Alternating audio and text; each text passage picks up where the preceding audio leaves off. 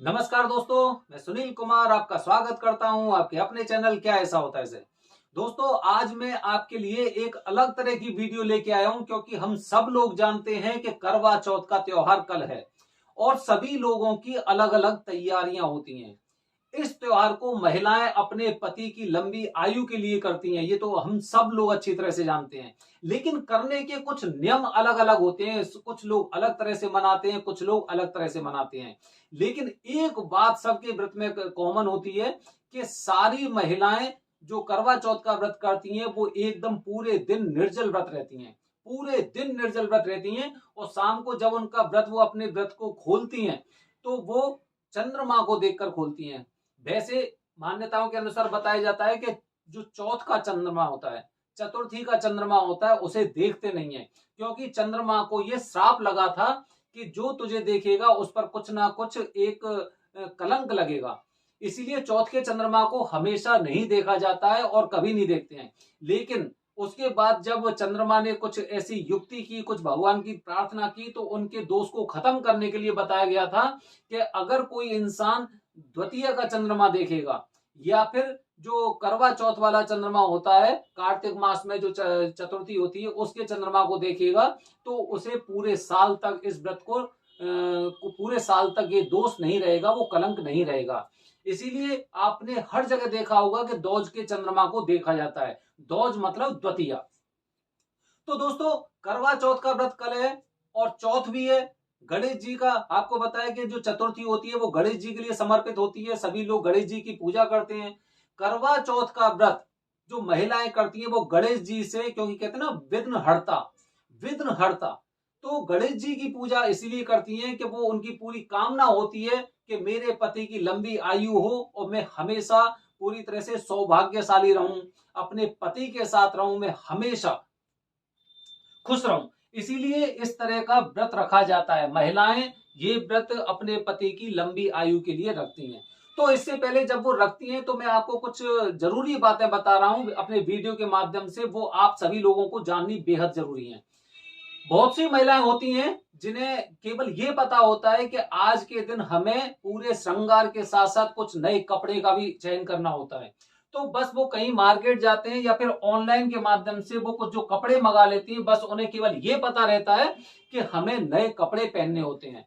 कहीं मॉल वगैरह गए या बाजार से वो अपने लिए नए कपड़े ले आती हैं या फिर उनके हस्बैंड लेके आते हैं। इसीलिए कपड़े पहनते समय आपको करवा चौथ वाले दिन कुछ सावधानी विशेष रूप से रखनी होती है, जिसमें कि आपको जो गहरे कलर होते हैं, काला कलर हो गया, नीला कलर हो गया या फिर हरा कलर हो गया, तो ऐसे कलरों का आपको चयन बिल्कुल नहीं करना चाहिए। कहा जाता है कि इससे जो गणेश जी महाराज होते हैं वो भी अप्रसन्न होते हैं और जिनके साथ पूजा की जाती है करवा चौथ की, वो माता भी बड़ी अप्रसन्न होती है, मतलब गुस्सा करती है इन कलरों से। तो आपको प्रयास करना चाहिए कि आपको इस दिन, जो महिलाएं होती हैं, महिलाओं को इस दिन लाल रंग के, गुलाबी रंग के या फिर जैसे मैरून कलर हो गया या पीला कलर हो गया, ऐसे कपड़े का चयन करना चाहिए आपको। और प्रयास करना चाहिए कि अगर आपके लाल, पीले, मैरून या फिर पिंक कलर के, जो गुलाबी कलर के कपड़े हैं, उन पर कोई ऐसा काले रंग का या फिर नीले रंग की कुछ डिजाइनिंग भी नहीं होनी चाहिए। ये आपको कुछ विशेष बातें ध्यान रखनी, उनमें से मैं बता रहा हूं आपको। तो सबसे पहले पहनने का, कि आपको इस तरह से वो कपड़े, आपको कपड़ों का चयन करना चाहिए। दूसरी जो सबसे महत्वपूर्ण बात मैं आपको बता रहा हूं, वो एक और बात आपको याद रखनी है कि महिलाएं क्या करती हैं। भाई पूरे दिन व्रत रहती हैं, अब पूरे दिन व्रत रह के निर्जल व्रत रहते हैं तो हर इंसान के सिर में दर्द हो जाता है, शरीर में थकान होती है, काम करने का मन नहीं करता है और उनके सोचने समझने की शक्ति कुछ समय के लिए पूरी तरह से एकदम शून्य हो जाती है। आप खुद सोचिए, जब आप पूरे दिन बिना पानी के रहेंगे तो आपकी हालत कैसी होगी, आपका दिमाग काम ही नहीं करेगा, पूरा शून्य में पहुंच जाएगा। तो इसीलिए महिलाओं को पहले से कुछ इन बातों का ध्यान रखना चाहिए, क्योंकि कल करवा चौथ है तो आपको इन बातों का आज ध्यान रखना है कि करवा चौथ वाले दिन जब आप गणेश जी महाराज की पूजा करते हैं या फिर आप करवा चौथ माता की पूजा करते हैं, तो उनके साथ साथ आपको भगवान शिव के परिवार की पूजा अवश्य करनी चाहिए। माता पार्वती की पूजा इस दिन विशेष फलदायी होती है और भगवान भोलेनाथ की पूजा भी बेहद जरूरी होती है। बेहद जरूरी, कहते हैं ना कि वो जो भगवान भोलेनाथ हैं वो हर प्रकार की परेशानियों से मुक्ति दिलाते हैं। आप शिवपुराण पढ़ें या कोई कल्याण पढ़ें या कोई धार्मिक ग्रंथ पढ़ेंगे तो आपको उनके माध्यम से पता चलेगा कि जिस राक्षस का, जिस दैत्य का कोई संहार नहीं कर पाया, अंत में भगवान भोलेनाथ जी ने उसका संहार किया। या फिर कुछ ऐसे लोग थे जिनकी अवस्था बहुत कम थी और जो मृत्यु के शिकार हो चुके थे, भगवान भोलेनाथ जी ने उनको द्वारा से जीवन भी दिया। तो दोस्तों, भोलेनाथ जी की आपको पूजा अवश्य करनी चाहिए। भोलेनाथ जी के साथ आपको माता पार्वती की पूजा, लेकिन जो बेहद जरूरी होती है, क्योंकि कार्तिक मास का महीना चल रहा है, कार्तिक मास का। अब कार्तिक मास का महीना चल रहा है, उसमें करवा चौथ आती है। तो करवा चौथ में कार्तिक मास है, इसीलिए आपको भगवान कार्तिकेय की पूजा अवश्य करनी चाहिए। भगवान कार्तिकेय जी भगवान शिव के पुत्र, भगवान शिव के पुत्र बोले जाते हैं, क्योंकि भगवान शिव के द्वारा ही उनकी उत्पत्ति हुई थी।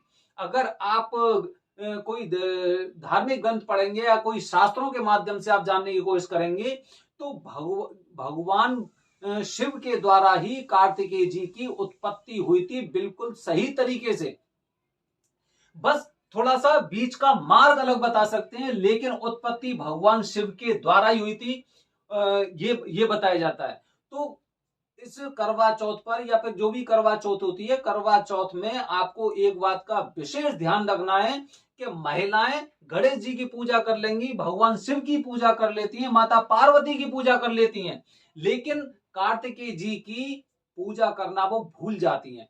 क्योंकि आप किसी घर में देखना, घर में आपको क्या मिलेंगे? लक्ष्मी जी, गणेश जी, भोलेनाथ जी, हनुमान जी, शेरा वाली माता, कृष्ण भगवान, विष्णु भगवान, यही मिलेंगे। भगवान श्री राम हो गए, उनका परिवार हो गया।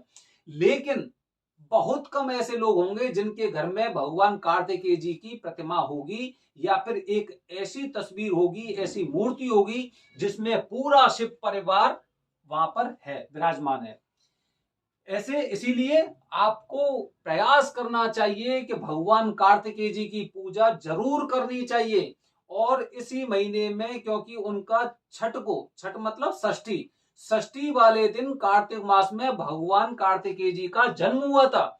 और भगवान शिव के पूर्ण रूप माने जाते हैं, वो साक्षात रूप माने जाते हैं। इसीलिए उनकी पूजा करने से आपके घर परिवार में आपकी जो परेशानियां हैं वो सारी सारी खत्म होती हैं, समाप्त होती हैं। ये होता है पूर्ण परिवार। पूर्ण परिवार बोलते हैं भगवान शिव का इन्हें, जब वहां पे कार्तिकेय जी की भी मौजूदगी रहती है। तो इसीलिए आप इस बात को बिल्कुल ना भूलें, बल्कि आज ही ये वाली बात आप नोट करके रख लें। या फिर आप अभी से कोई, जैसे जिसमें शिव जी का पूरा परिवार हो, ऐसी कोई प्रतिमा, फोटो, तस्वीर का आप आज ही इंतजाम कर लें। या फिर अगर आपके पास मेरी वीडियो अगर लेट पहुंच रही है तो कल सुबह या दोपहर से पहले तक आप उसका इंतजाम कर लें, जिससे कि पूजा करते समय आपको ये बात याद रहे कि मुझे कार्तिकेय भगवान जी की भी पूजा करनी है। इन सब चीजों को कोई इंसान पूरी तरह से नहीं जानता है। सब लोगों को यह पता होता है कि भाई निर्जल व्रत रहते हैं, चंद्रमा को देख के व्रत खोलते हैं, या फिर नए कपड़े पहनते हैं, इस तरह का खाना बनता है, इस तरह के व्रत होते हैं, ऐसे अपने पति को देखते हैं। ये सारी बातें सब लोग जानते हैं, इसलिए मैंने आपको ये वाली बात नहीं बताई। केवल जो जो बेहद जरूरी बात है वो केवल दो बात होती है। एक तो ये कि आपने कैसे रंग के कपड़े पहन रखे हैं, और दूसरी बात यह कि आपने भगवान कार्तिकेय जी की पूजा इसमें शामिल की है या नहीं की है, वो बेहद जरूरी होती है। दोस्तों, इसी तरह अब कल से मैं आपको दीपावली के बारे में कुछ अलग तरह की जानकारी देने वाला हूं, क्योंकि दीपावली हम सब लोग जानते हैं कि अमावस्या की होती है। और दीपावली वाले दिन बहुत कुछ ऐसी चीजें होती हैं जो हमारे आसपास विचरण करती रहती हैं। कुछ हमारी इच्छाओं को पूरी करती हैं और कुछ हमें परेशान भी कर सकती हैं। इसलिए कल से मैं आपके लिए दीपावली से पहले कुछ ऐसी जानकारी लेके आऊंगा जिससे आप स्वस्थ रहें, आप पूरी तरह से फिट रहें और आपको कोई भी ऐसी शक्ति बिल्कुल परेशान ना कर सके। धन्यवाद दोस्तों। जय हिंद, जय भारत, हर हर महादेव।